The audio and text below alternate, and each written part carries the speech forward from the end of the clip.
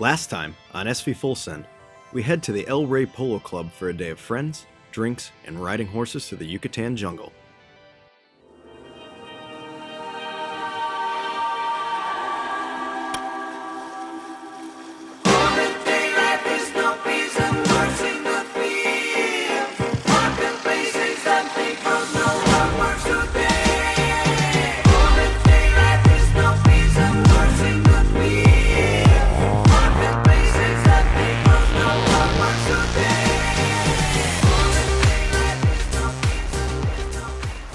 You guys silly? I'm still gonna send it.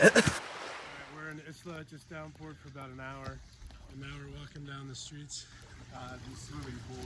Yeah, you can actually swim in this. Yeah. I'm sure that this is really sanitary too.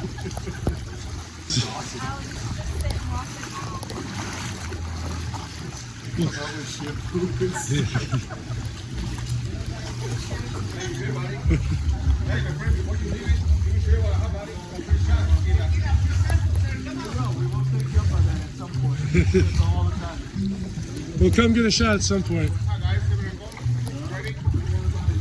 We're almost there. Gauntlet of water is ridiculous.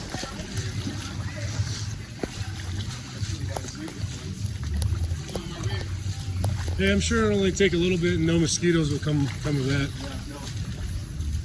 Look how far, look at this going back. So crazy. Oh, Really good at street engineering here. yeah. Just like their tap water. Bree came down to visit us, as well as my brother Jared, for a few days. We ended up going back to the Polo Club to celebrate Mexican Independence Day on the 15th of September.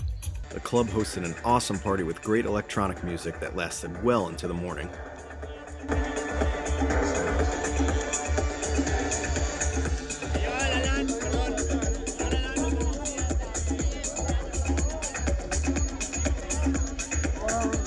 I can't even see you guys. We got Squirrel and we got Meow. We've got our broken Windless. We've got someone that actually knows what they're doing with shit. Yeah, this is a good, like, so this is a stainless steel plate and the whole windlass is aluminum. Yeah. And this is a good example of galvanic corrosion. What you want to do if you've got two different metals, you want to have some kind of material sandwiching it to keep that from happening. And they tried with this little rubber boot, but it wasn't big enough. Yeah, you need it thicker. I mean, the bolts themselves connected through, they probably... Look at that. It was sheared off right there, right? The base is supposed to have a flange, and through that flange, that's the old screw. There's a screw buried in that piece. Yeah. Because of the galvanic corrosion, it's powderizing and stuff like this, because it's a casting, porous casting. And whenever you had the screws coming in, those are conducting. So you put it in, you still have a conductivity, but that one was over there or whatever. Yeah. So basically you just gave up. So you have the flange before, and now it's all gone. Yeah. So what we're trying to establish is just pull this, disconnect the wires, turn it upside down, see if we can just go into the same holes, drill them deeper.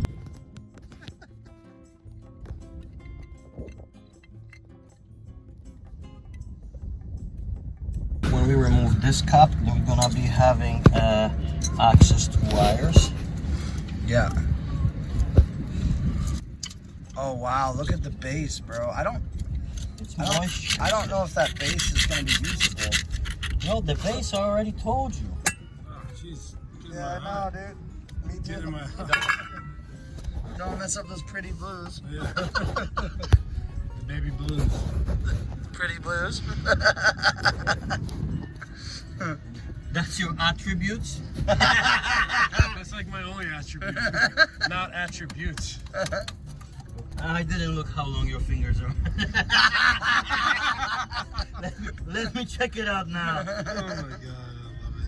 We're gonna have to make a photo, color code it. Yeah. And just make 1, 2, 3, whatever, so we put them in the same exact order, and then I don't have to continue guessing. Yeah. Alright, we're at a street market here in Cancun. Bunch of little stalls.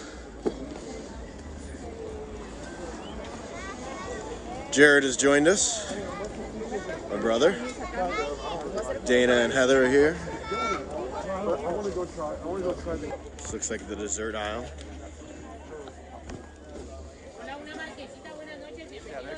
Churros. And they got a car show going on Thursday night.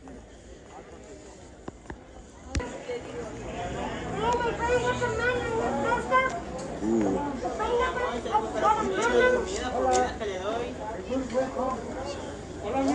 Queso fundido. I'm actually pretty hungry. Pesto. That looks really good. Loco. Only good things can come from this. Yeah, there's only been one or two injuries that have resulted from drinking it. Yeah. It's a Mexican version of Long Island iced tea. See, that's the dangerous part. That's good. Coco Loco. So there's our Windless. So we've got it. Two snubbers on there right now holding We it. got a snubber over there, and then we're using the anchor chain as the snubber. So that way, otherwise it's pulling pressure on this constantly. So we think the old owners didn't use snubbers all the time. We were And- religious about it. When you don't use a snubber, all the pressure goes on to Goes on metal. yeah, and it starts creating like little tiny cracks. Okay. Let me see.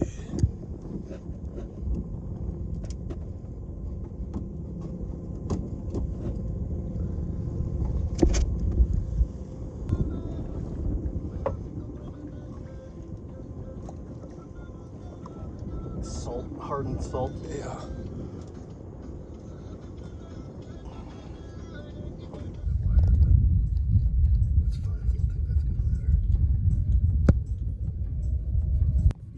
We got the windlass off, and our friend from Isla, Manuel, found a welder that was going to weld a new aluminum plate to the corroded windlass.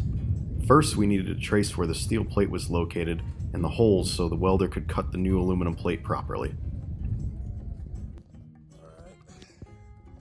Jason's working on a cardboard cutout for the welder so that he can have the right dimensions. Put in the bolts in the right spot, or the holes for the bolts in the new weld as well. So now we can also show this video to the guy too. So I figured get a picture of it. Not gonna work. Alright, so we're here at the welder. So you've seen how corroded the windlass was. So we have this guy here, he's trying to help us out. He was saying that it couldn't work, but now he actually did it again, and he was just saying it was a little bit dirty in the spots, and so the weld wasn't able to make contact with the two pieces of aluminum. We think that the windlass is made out of aluminum, and then the plate we know is, so he's going after it now and trying to weld it. Manuel, our man, he's helping us out big time with it, helping translate. I got Susu. His idea.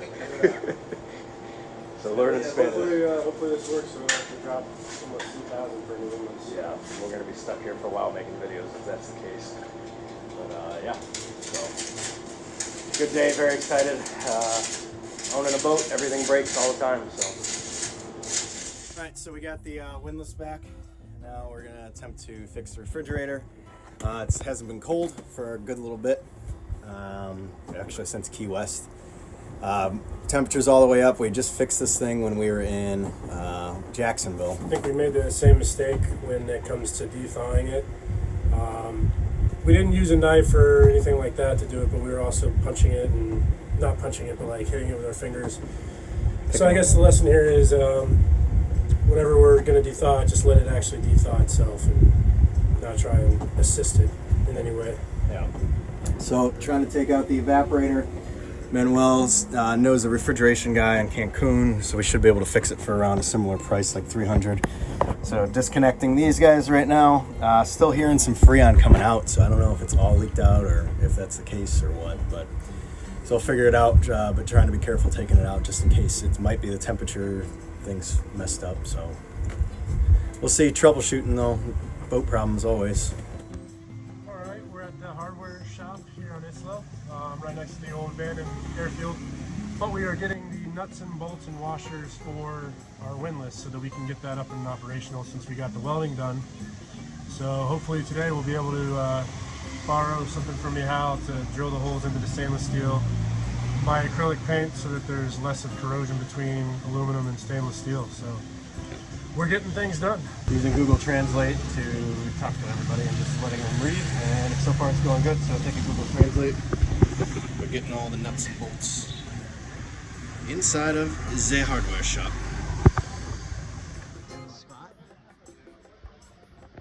Looking good. So now he's going to get the freon, and we're going to go back to the boat and install it, put it in. So very, very happy about it.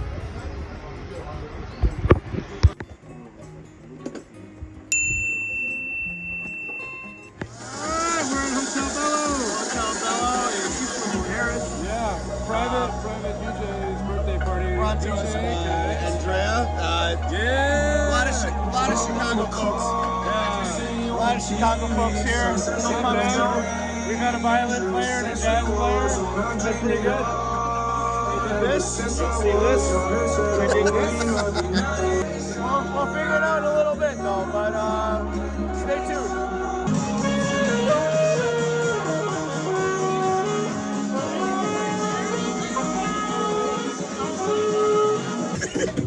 I don't think we're quite there yet, but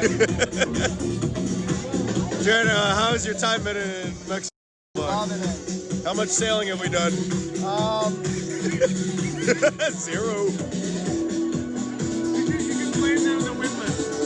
It's COVID. It's COVID. COVID.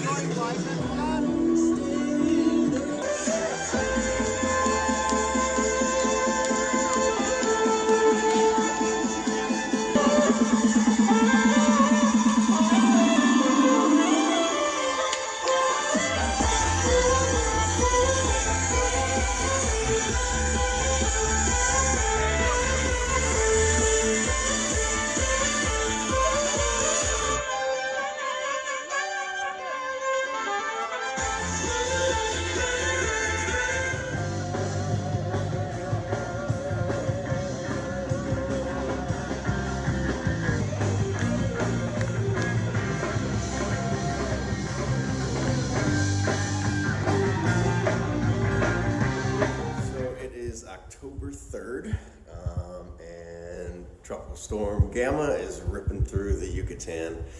We've got basically almost what should be an eye passing right over Cancun or a little bit south between Playa del Carmen and here. Yes, Alan and I are not on the boat during this. Alan is in Tulum actually, and I'm over in Cancun at Patricio's place. We saw it coming through, kind of underestimated a little bit, but still prepped. We don't have the windlass on to be able to assist, but we do have 3 snubbers on the anchor chain. We've got about 110, 120 feet out, which is basically our maximum amount of chain that we have. Really good holding. Since we've been sitting there because of the anchor or because of the windlass, and we've dove on the anchor multiple times, and it's stuck deep in some thick seagrass and mud. Couldn't even like brace myself up and pull out. And then also there is a sunken boat or like a canoe or something that Jared, my brother, and I remember James had scuba down there and seen it, and I think Nick too. We keep kind of going in the same spot, so didn't mean to do it there, but it's like right back. So if we drag, then we're going to snag onto that, and which I think happened last night. Squirrel and Candace are still on their boat. I just gave him a call. He FaceTime videoed me, said that everybody slipped anchor last night except us. He says it looks like we moved a little bit, so I imagine that it's snagged on top of that boat, but he's like, the anchor is holding strong, so those 3 snubbers on there is really good. I've locked all the hatches. Maybe the bimini and the solar panel should have come down and reinforced the sails, but it seems to be holding right now. I'm expecting a little bit of wetness when we get in because there's been some cracks that we need to recaulk, but Squirrel just showed me video and I'll kind of snap to it here. But it's holding, so Squirrel, thanks for updating us with that. I'll kind of show you guys what's going on in Cancun right now. Squirrel was saying about 50 knots of sustained or gust, I can't remember.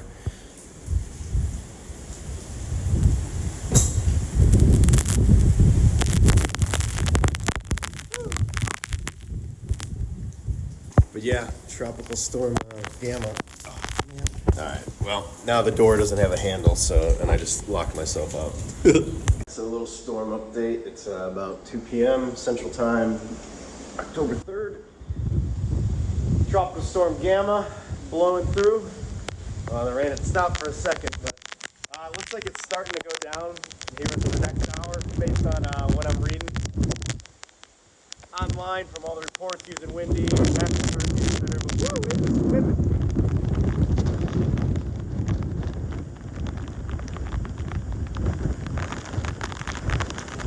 But they had said that it hit landfall and just a little bit by Tulum at about 11:45.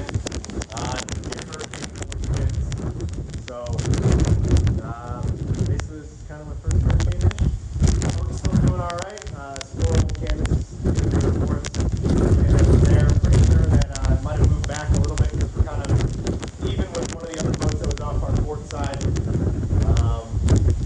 So I think that the anchor probably snagged on that little canoe or that boat that's on the bottom. We'll go down and check it out once it lets up and get back to the boat.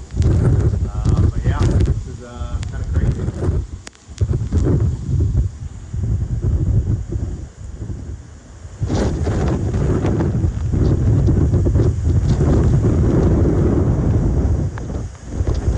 If you enjoyed this video and want to see more, like this video, subscribe to our channel, and help support us on Patreon. You guys silly? I'm still gonna send it.